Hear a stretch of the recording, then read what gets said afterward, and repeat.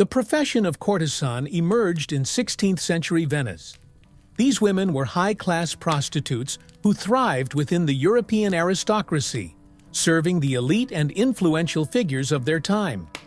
Throughout European history, courtesans have left their mark.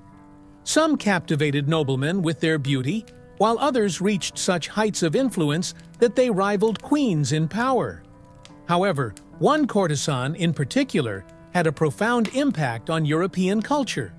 For 50 years, both her intellect and allure mesmerized the city of Paris. She was the legendary 17th-century French courtesan, Mademoiselle Ninon. Ninon, whose full name was Ninon de Lenclos, was born in 1620 into a French middle-class family. She received an excellent education and displayed remarkable talent from an early age. Her father, a musician and liberal thinker, not only taught her to play the recorder and the harpsichord, but also instilled in her a deep appreciation for humanism. Unfortunately, when Ninon was just 12, her father was forced to flee France after participating in an illegal duel, never to return. 10 years later, her mother passed away due to illness, leaving Ninon alone and without support. In 17th century France, a woman in her situation had only 3 options: enter a convent, marry a man who could provide for her, or take up a lowly profession to make a living. 99% of women from respectable backgrounds would have chosen one of the first 2 paths, but Ninon was the rare exception. Ninon ultimately chose to leave home and live independently as a courtesan. She believed that women should enjoy sex without shame. Moreover, in a patriarchal society, she openly advocated for gender equality and criticized the notion of male superiority. Her writings were sharp and her views audacious, words that remain strikingly powerful even today. Ninon's beauty and intellect quickly made her a sensation in Paris. Her residence became a hub of activity, with nobles willing to spend lavishly for just one night with her. Even many women were intrigued by her, some secretly developing a sense of admiration. Among them was Madame de Maintenon, who had not yet entered the royal court and would later become the second wife of Louis XIV. At the time, she was still the young wife of the poet Paul Scarron. Ninon's bold ideas and unconventional lifestyle both shocked and fascinated her. She had never imagined that a woman of good birth would willingly take up what society deemed a disgraceful profession, simply because it offered her a freer way of life. While earning money from her clients, Ninon also maintained relationships with steady lovers. However, she set strict rules for her romances.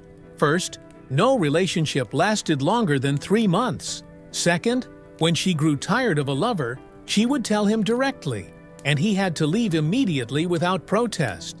Third, she refused to accept any gifts from her lovers, even if they were as wealthy as princes. She insisted on maintaining financial independence and personal equality.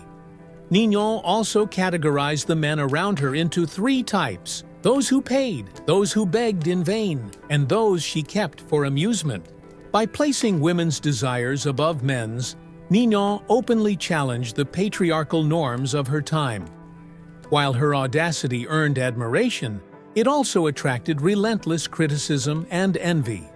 In particular, conservative factions, led by the Church, saw her as a symbol of moral corruption and a threat to the virtue of women.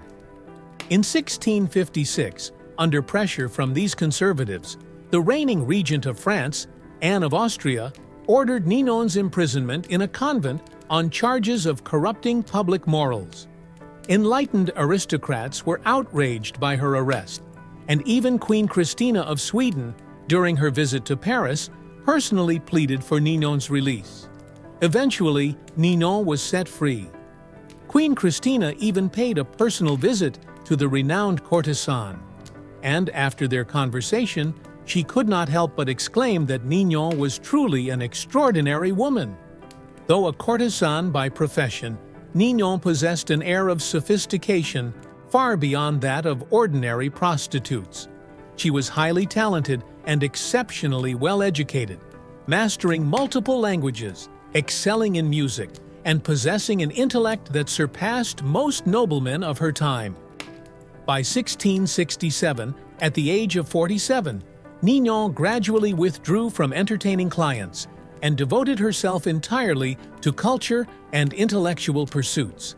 She established a literary salon at 36 Rue de Tournelles in Paris, inviting the city's leading thinkers, artists, nobles, and bourgeoisie to gather.